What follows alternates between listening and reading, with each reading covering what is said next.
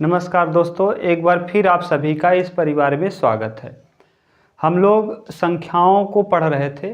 हमने जैसा कि आपसे वादा किया था कि हम लोग अब बड़े बड़े वीडियोज जो कॉम्पिटिटिव एग्ज़ाम के दृष्टिकोण से इम्पोर्टेंट होगा उसको हम पढ़ना चालू करेंगे। और उस श्रृंखला में हमने एक वीडियोज दे दिया है आपको नंबर सिस्टम के विषय में।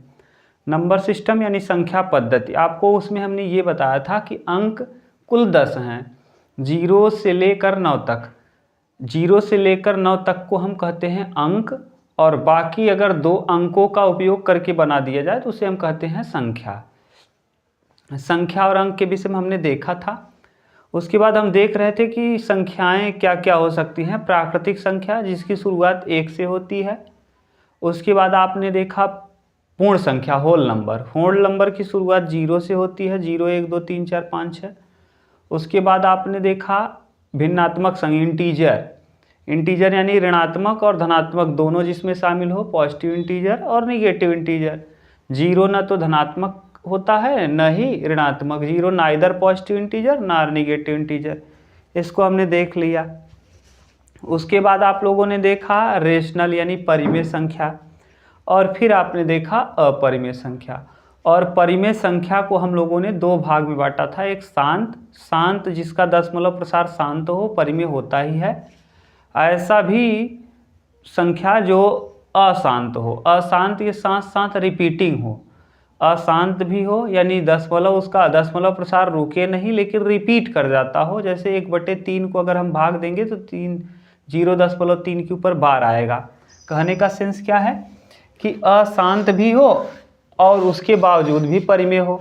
तो यानी अशांत और रिपीटिंग वाले अपरिमेय कहलाते हैं। लेकिन ये बड़ी बात है जो हम कह रहे हैं। देखिए, परिमेय और अपरिमेय में आप जब बांटेंगे वास्तविक संख्या को तो वास्तविक संख्याएं 2 भाग में बढ़ती हैं। वास्तविक संख्याओं को आप 2 पार्ट में बांटेंगे। एक को आप कहेंगे परिमेय और एक को कहेंगे अपरिमेय। देखिए, वास्तविक संख्या को आप कितने भाग में बांटेंगे? 2। एक को आप कहेंगे परिमेय संख्या, रेशनल नंबर, और एक को कहेंगे अपरिमेय संख्या, अपरिमेय। अब देखिए, यहाँ भी ये समझना है कि परिमेय संख्या किसे कहते हैं। ऐसी संख्या जिसे हम P/Q के रूप में लिख सकें और जहाँ Q is not equal to 0 हो। ठीक, Q is not equal to क्या हो? 0 हो, उसे परिमेय संख्या। लेकिन इतने से परिभाषा कंप्लीट नहीं होता, इसको आप और ध्यान से समझ लीजिए। परिमेय संख्याएं जो होती हैं इनका दशमलव प्रसार जो होता है, इन दोनों को हम दशमलव के आधार पे पढ़ेंगे, इसको भी और इसको भी। यानी जो दशमलव प्रसार होगा, दशमलव प्रसार, इसका जो दशमलव प्रसार होगा वो ध्यान रखना है। अगर किसी संख्या का दशमलव प्रसार क्या हो रहा है, अगर किसी संख्या का दशमलव प्रसार शांत है तो हम कह देंगे ये क्या है? परिमेय है। जैसे देखिए, एक तो होता है शांत और एक होता है अशांत। और अशांत भी भैया 2 प्रकार का होगा। तो पहले हम शांत को समझते हैं। शांत किसे कहते हैं? जैसे जिसको भाग देने पर रुक जाए। अब रुकेगा कौन कौन? जैसे जिसके अंत में, जिसके बटे में 2 हो या 5 हो। अगर बटे में हर में 2 या 5 रहे, या 2 के पावर n या 5 के पावर n वाला संख्या रहेगा तो 100% ये संख्याएं क्या कहलाती हैं? शांत। जैसे अगर हम कह दें कि 3/2 तो नीचे 2 आ गया हर में, यानी डिन्यूमरेटर और न्यूमरेटर। तो नीचे हर में 2 आ गया, इसका मतलब ये रुक जाएगा। इसको हल करने का तरीका क्या होता है? 5 से गुणा कर दीजिए और 5 से भाग दे दीजिए। तो 5 दूना 10 और 5 तिहाई 15, यानी 15/10 यानी 1.5। आप ऐसे कर सकते हैं, या आप चाहें तो 3 का भाग दे सकते हैं, 2 का भाग दे सकते हैं 3 में। तो एक बार जाएगा, 2 आएगा, यहाँ 1, यहाँ दशमलव बढ़ाएंगे, 0 उतारेंगे, यहाँ 2 पंचे 10। ऐसे भी किया जा सकता है। तो अब आप समझ जाएंगे कि अगर दशमलव प्रसार क्या हो? शांत हो, तो उसे हम कहते हैं क्या? परिमेय। और अशांत प्लस रिपीटिंग माने रिपीटिंग अशांत भी हो और रिपीट भी कर रहा हो तब भी ये होता है परिमेय। जैसे 1/3 को अगर आप भाग देंगे तो 0.333 ये चलता रहेगा। अब देखिए ये क्या आया, 3 3 3 3 3 आया।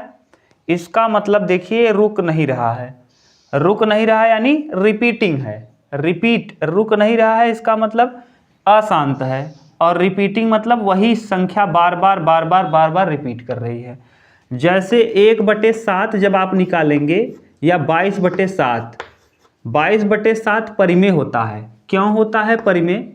क्योंकि अगर आप भाग दे के देख लीजिए, 7 का भाग दे लीजिए किस में, 22 में, तो 7 त्रिक 21, एक यहाँ एक उतारेंगे, 7 दशमलव उतार के एक उतारेंगे। देखिए 7 त्रिक 21, 3 बार गया, दशमलव उतारेंगे 0, 7 क्या 7 हासिल 3, फिर यहाँ देखिए 0 उतारेंगे, और जब 3 30 हो गया तो 7 चौके 28, यहाँ हासिल आ जाएगा भैया 2, फिर 0 उतारेंगे, 7 दूना 14, 7 दूना 14 और 6 आ जाएगा, 7 8 56, यहाँ 4 आ जाएगा, फिर 0 उतारेंगे, 7 त्रिक 21, 7 चौक 28, 7 पचे 35, 7 पचे 35, अब यहाँ 5 आ जाएगा, और 7 सते 49, यानी 1 आ जाएगा। अब यहाँ 0 बढ़ाएंगे, 7 इक्या 7, फिर से देखिए यही चीज़ जो आया है। अब यहाँ जब 7 इक्या 7 यानी 1 बार जाएगा, यहाँ 3 आएगा, फिर 0 उतारेंगे, 7 इक्या 7 यानी 1। अब देखिए 1 4 2 7 8 5 7, फिर वही आना चालू होगा। क्यों? क्योंकि देखिए यहाँ 10 आया, फिर यहाँ 30 आया, फिर यहाँ 30 आएगा, तो यानी 1 4 2 8 5 7, ये देखिए फिर से यही आएगा, यानी कुल मिला के ये वाली जो संख्या है वो बार बार क्या करेगी, रिपीट कर जाएगी। और अशांत क्यों कह रहे हैं? क्योंकि ये दशमलव के बाद रुकेगा नहीं, इसका दशमलव प्रसार रुकेगा नहीं, यानी क्या हो जाएगा 3.1422857, ये रिपीट करता चला जाएगा। यही वाला अंक फिर से रिपीट करेगा। अतः यह, इसीलिए हम कह रहे हैं परिमेय संख्याएं उसे कहते हैं जो P/Q के रूप में लिखी जा सके, तथा जिसका दशमलव प्रसार या तो शांत हो और या तो अशांत हो, अशांत के साथ साथ रिपीटिंग हो। यही कारण है कि 22/7 परिमेय है, जबकि पाई एक अपरिमेय संख्या है।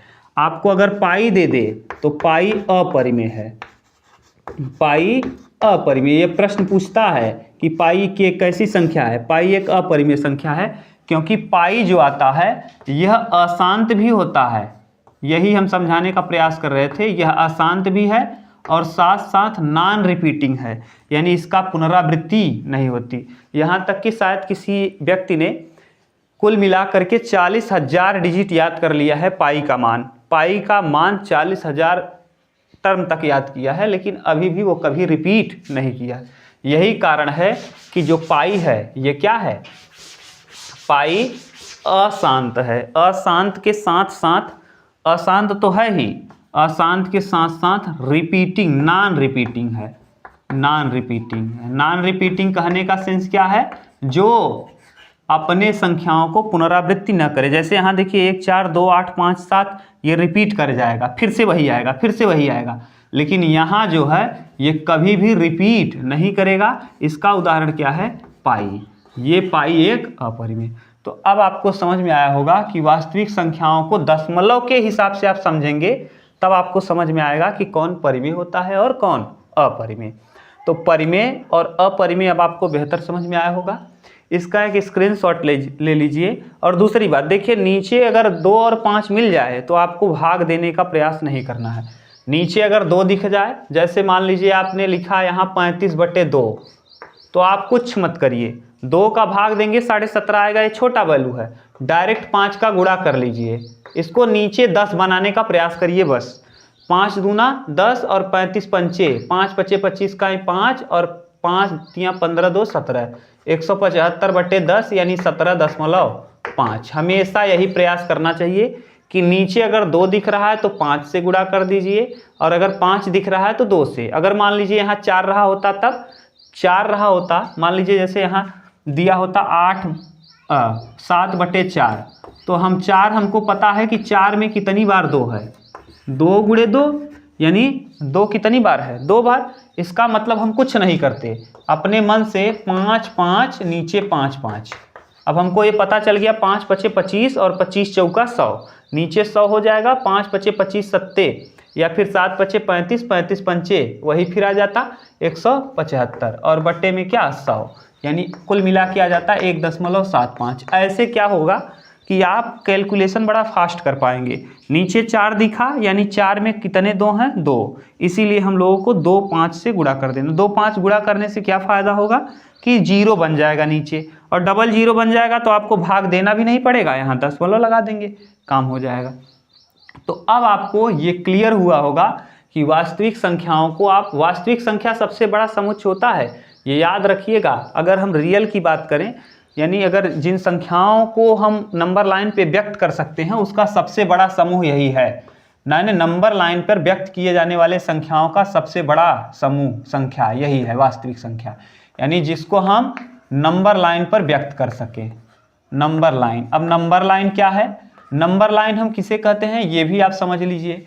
नंबर लाइन यानी आपने कक्षा 6 7 8 में पढ़ा होगा, ऐसे संख्या रेखा दिया रहता था और इधर लिखा रहता था 1 2 3 4, तो यानी जिन्हें हम नंबर लाइन पे व्यक्त कर सकें उन्हें वास्तविक संख्या कहते हैं। और जब जिसे न व्यक्त कर सके नंबर लाइन पे, इन्हें व्यक्त किया जा सकता है, व्यक्त किया जा सकता है, किया जा सकता है। तो जिन्हें नंबर लाइन पर व्यक्त कर सकें उन्हें हम कहते हैं क्या, वास्तविक संख्या। और जिन्हें नंबर लाइन पर व्यक्त न कर सकें उन्हें हम कहते हैं काल्पनिक संख्या यानी इमेजिनरी नंबर।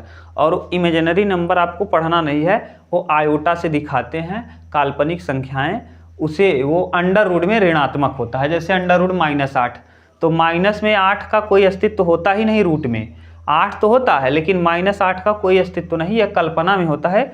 ये कक्षा 11 में आप पढ़े होंगे आयोटा करके इमेजिनरी नंबर। इस तरह से आपको नंबर सिस्टम पता चला होगा। यानी संख्या पद्धति में सबसे बड़ी संख्या है वास्तविक, ये अपने अंदर नेचुरल नंबर को भी धारण करती है। नेचुरल नंबर के साथ साथ वास्तविक संख्या अपने अंदर नेचुरल नंबर, होल नंबर हम बगल में लिख भी दे रहे हैं, जैसे आपको आसानी हो जाए कि इसके अंतर्गत क्या क्या आ जाएगा। देखिए, एक तो आ जाएगा रियल नेचुरल नंबर, प्राकृतिक संख्या। देखिए सबसे पहली बात तो नेचुरल नंबर। नेचुरल नंबर किसे कहेंगे, जिसकी शुरुआत 1 2 3 4 5 ... इस तरीके से, ठीक। दूसरा आ जाएगा whole number, W। Whole number में अब देखिए इसमें किसकी कमी रह गई, 0 की, तो 0 1 2 ... ये, ठीक। उसके बाद अब देखिए यहाँ 2 चीज़ें आप देख लिए, 0 को शामिल कर लिया। अब आप देखिए ऋणात्मक वाली चीज़ें शामिल नहीं हैं, तो ऋणात्मक को हम कहते हैं इंटीजर। और इंटीजर भी 2 प्रकार का होता है, थोड़ा सा हम स्पेस देकर लिख रहे हैं इंटीजर। और इंटीजर 2 प्रकार का, एक पॉजिटिव इंटीजर और एक निगेटिव इंटीजर। पॉजिटिव इंटीजर और निगेटिव इंटीजर। पॉजिटिव इंटीजर की शुरुआत यानी कहाँ से होगा, 1 2 3 4 ... ऐसे करके, ये इस तरीके से। और निगेटिव वाला कहाँ से चालू होगा, -1 -2 -3 ... यानी अब यहाँ देखिए क्या शामिल नहीं है इंटीजर में, 0 तो शामिल रहता है। अगर हम 0 को लिखेंगे तो इस तरीके से लिख सकते हैं कि इंटीजर के अंतर्गत हम ऐसे लिख सकते हैं 0 1 2 3 ... -1 और इधर ... लेकिन 0 को याद करके लिख लीजिएगा, 0 is neither positive integer nor negative integer. 0 न तो धनात्मक पूर्णांक होता है और न ही ऋणात्मक पूर्णांक होता है। इंटीजर के बाद अब आ जाता है रेशनल नंबर। रेशनल नंबर यानी क्या, परिमेय संख्या। और उसके बाद आता है रेशनल नंबर के बाद इरेशनल नंबर यानी अपरिमेय, इरेशनल नंबर और रेशनल नंबर, रेशनल नंबर। तो यानी इस तरह से इन सभी सेट को जो धारण किया है उसी को हम कहते हैं क्या, वास्तविक संख्या यानी रियल नंबर। तो अब आपको समझ में आया होगा कंप्लीट। तो परिमेय किसे कहते हैं, अपरिमेय। अब हम लोगों को इतने के ही विषय में समझना है और इसी में से हमको अब समझना है सम संख्या क्या है। विषम संख्या क्या है, भाज्य संख्या क्या है, अभाज्य संख्या क्या है, सहभाज्य संख्या क्या है। अगले वीडियो में हम लोग उसको करेंगे। ठीक, इसका एक स्क्रीनशॉट आप ले लीजिए और फिर हम लोग नेक्स्ट वीडियो में मिलेंगे। अगर चैनल पे आप नए हैं और ये वीडियो आपको अच्छा लगा हो तो चैनल को सब्सक्राइब कर लीजिए। Thank you, take care, bye bye.